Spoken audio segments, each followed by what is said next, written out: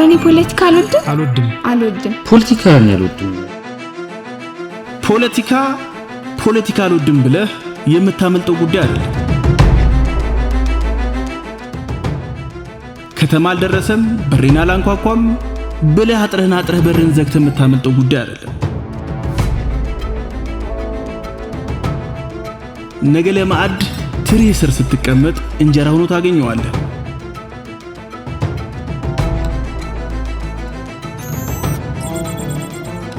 ምክንያቱም ጉርሻህ ላይ ያለው ዳቦ የስንዴ ፖለቲካ ነው።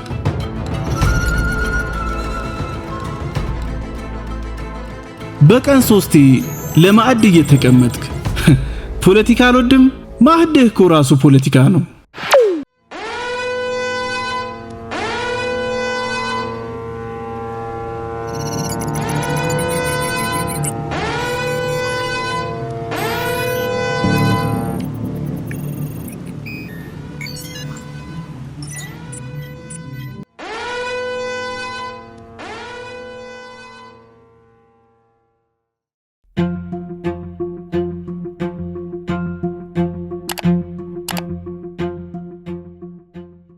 ዙሪያቸውን ወይም ሙሉ በሙሉ በመሬት የተከበቡ ሀገራት ወደብ አልባ አሊያም የባህር በር የሌላቸው ሀገራት በመባል ይታወቃሉ።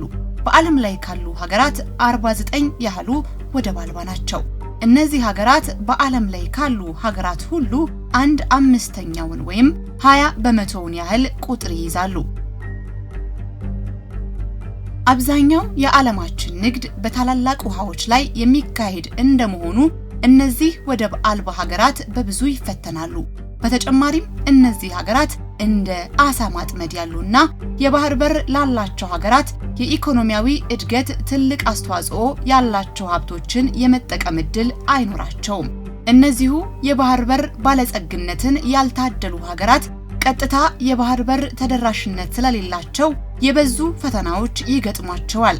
እነዚህ ፈተናዎችም በሀገራቱ ኢኮኖሚያዊ፣ ፖለቲካዊና ማህበራዊ እድገቶቻቸው ላይ ቀጥተኛ ተጽዕኖ ሊያሳድሩ የሚችሉ እንደምታዎች አሏቸው። በተፈጥሮ አቀማመጣቸው የተነሳ ከታላላቅ ውሃዎች ከራቁ ሀገራት በተጨማሪ ቁጥራቸው የበዛ ሀገራት ከጦርነቶች በኋላ አለያም በነጻነት ትግሎች ምክንያት የነበሯቸውን የባህር በሮች አጥተዋል። በዚህ መልኩ ነበር ኤርትራ ከ30 ዓመታት የነጻነት ትጥቅ ትግል በኋላ ነጻነቷን ስትጎናጸፍ ኢትዮጵያም የነበሯትን የባህር በሮች ያስረከበችው። መግቢያ መውጫዎቿ ተከረቸሙ። በጎረቤቶቿ ላይም ክፉኛ ጥገኛ ሆነች። በእርግጥ የኢትዮጵያና ኤርትራ ግንኙነት የሰመረ ይሆናል፣ የኢትዮጵያም የአሰብ ተጠቃሚነት ይቀጥላል የሚል ግምቶች ነበሩ። ያ እውነት አልሆነም። ከጥቂት ዓመታት በኋላም የሁለቱ ሀገራት ግንኙነት ወደ ምሬት ተለውጦ በአካባቢው ከታዩ ግጭቶች አስከፊውን ጦርነት ወለደ።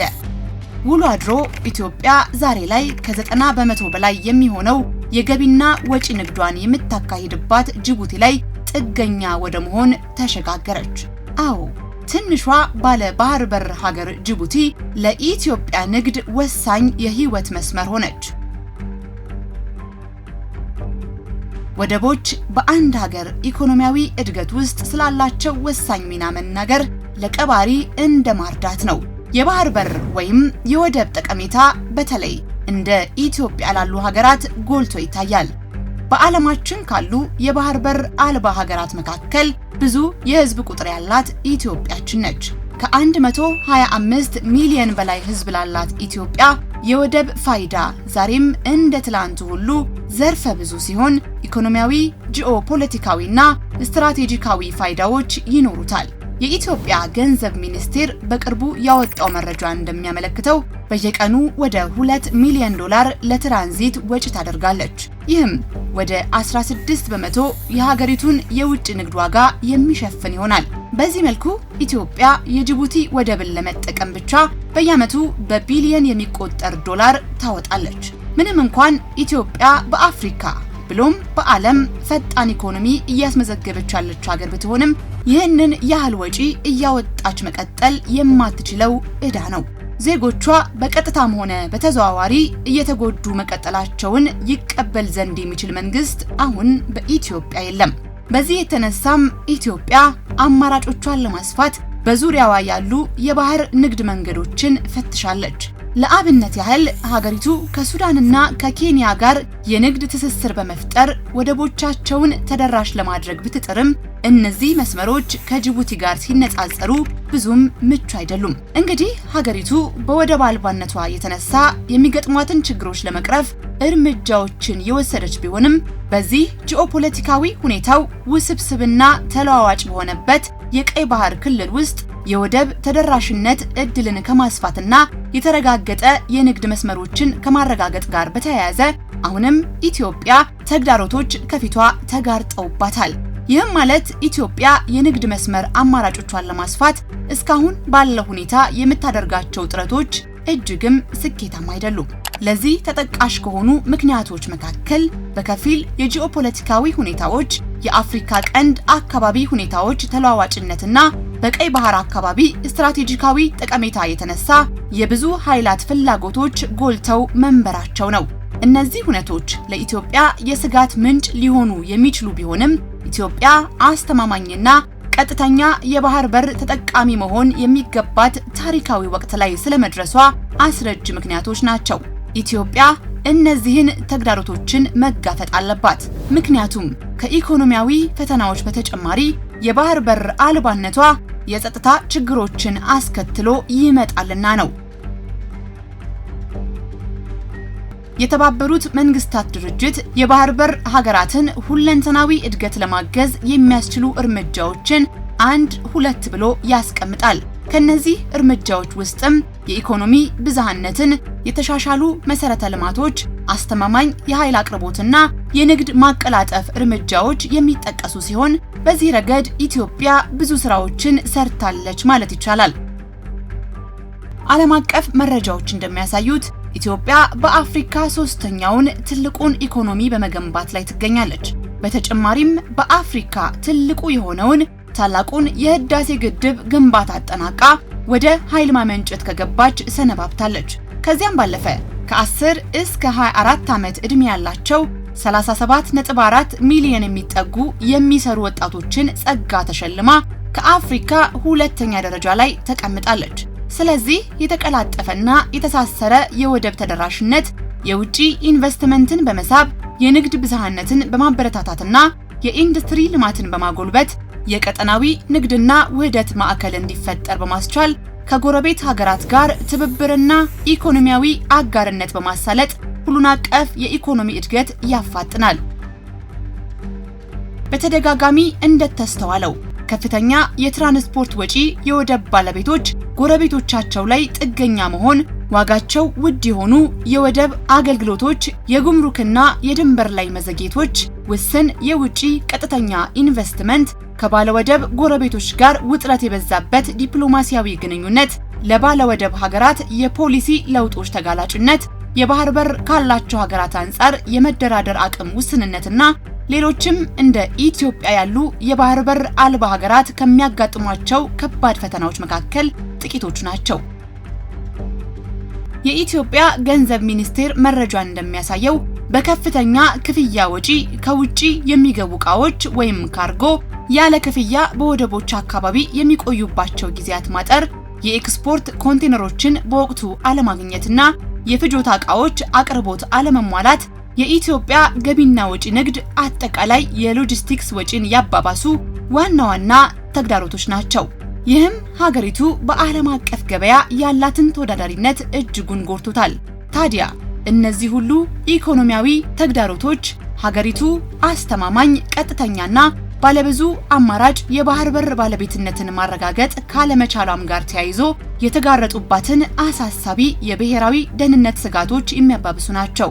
ጥናቶች እንደሚያሳዩት አስተማማኝ የባህር በር ተደራሽነትንና ተጠቃሚነትን ማረጋገጥ ካልቻሉ ሀገራት መካከል አብዛኞቹ ታዳጊ ሀገራት እንደመሆናቸው የባህር በር እጦት በራሱ የኢኮኖሚ ችግሮችን በማባባስ ፖለቲካዊ አለመረጋጋትና የጸጥታ ስጋቶች ሊያስከትል ይችላል።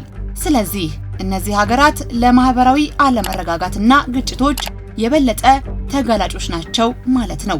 ይህ ደግሞ እንደ ኢትዮጵያ ላለ በተደጋጋሚ በግጭቶች ለተፈተነና ሰላምና ልማትን ግብ ላደረገ ሀገር ለእድል የሚተው መንገድ አይደለም።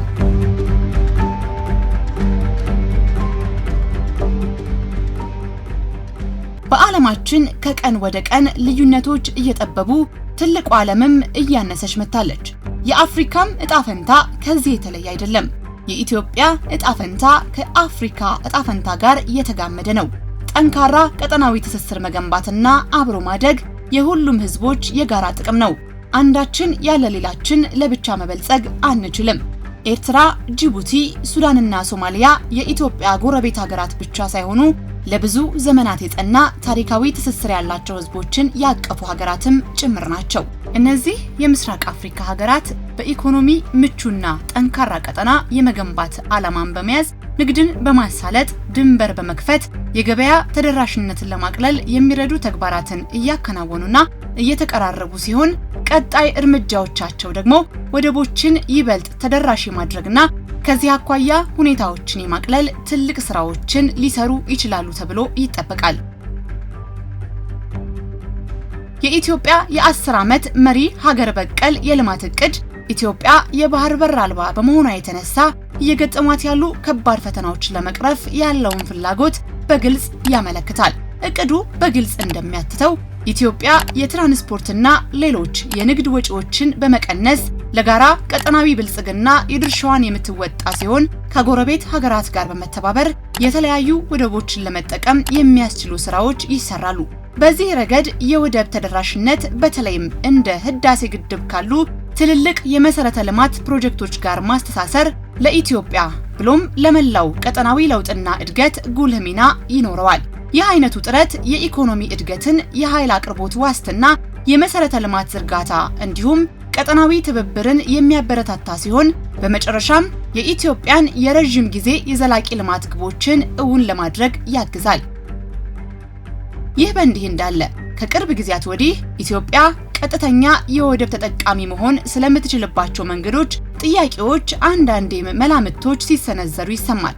ትልልቅ ዓለም አቀፍ የመገናኛ ብዙሃንን ጨምሮ አንዳንድ የጉዳዩን ምንነት በቅጡ ባለመረዳት ኢትዮጵያ የወደብ መዳረሻ ለማረጋገጥ ከጎረቤት ሀገሮች ጋር ጦርነት ልትገባ እንደምትችል ይገልጻሉ።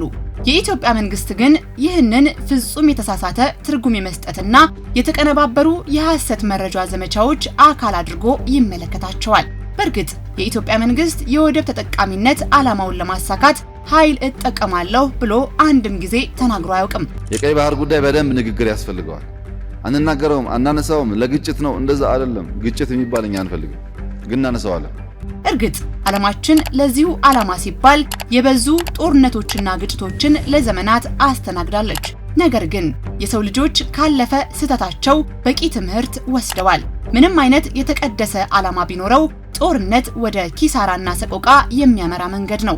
ኢትዮጵያ ድንበር ዘላ የሰው ተመኝታ ጦርነት ከፍታ አታውቅም። አሁንም ወደፊትም አታደርገውም። ይልቁንም ኢትዮጵያ ዓለማችን ለሁላችንም የምትበቃ ትልቅ እንደሆነች ታምናለች። ውሃውም ትልቅ ነው። ትልቅም ሆነ ትንሽ፣ ሀብታምም ሆነ ድሃ የጋራ እድገት ውጥንን የሚያረሰርስ ውሃ በዙሪያችን አለ። የታሪክ መዛግብት እንደሚያሳዩት ወደብ አልባ ሀገራት ወደ ጦርነት ሳይሄዱ ሰላማዊ በሆነ መንገድ የባህር በር ተጠቃሚ የሚሆንባቸው መንገዶች አሉ።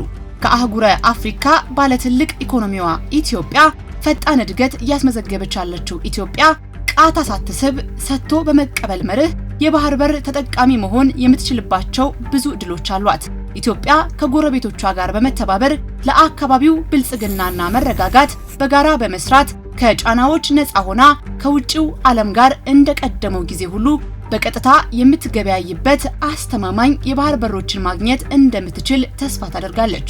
እነዚህ የባህር በሮች ለቀጠናው እንዲሁም ለሀገሪቱ ኢኮኖሚ ልማት፣ የንግድ መስፋፋትና አጠቃላይ እድገት ወሳኝ ሚና ይጫወታሉ።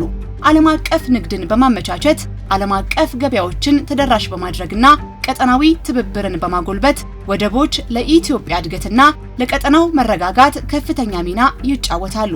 ኢትዮጵያ ወደቦችን ለስትራቴጂያዊ ጥቅም በማዋል ራሷን በዓለም ኢኮኖሚ ውስጥ አይነተኛ ተዋናይት አድርጋ በማስቀመጥ ሁለንተናዊ ልማቷን ለማረጋገጥ ተስፋ ታደርጋለች። ኢትዮጵያ የሺህ ዓመታት ታሪክ ያላት ሀገር እንደመሆኗ መጠን ለአህጉሪቱ ብሎም ለጥቁር ሕዝብ ዘሮች በሙሉ የነጻነት ዋልታ የምትባል ሀገር እንደመሆኗ ከውጪው ዓለም በዘላቂነት የምትገናኝበትን የባህር በር የማግኘት ጥያቄዋ ከመዘግየቱ በቀር ተገቢ ነው።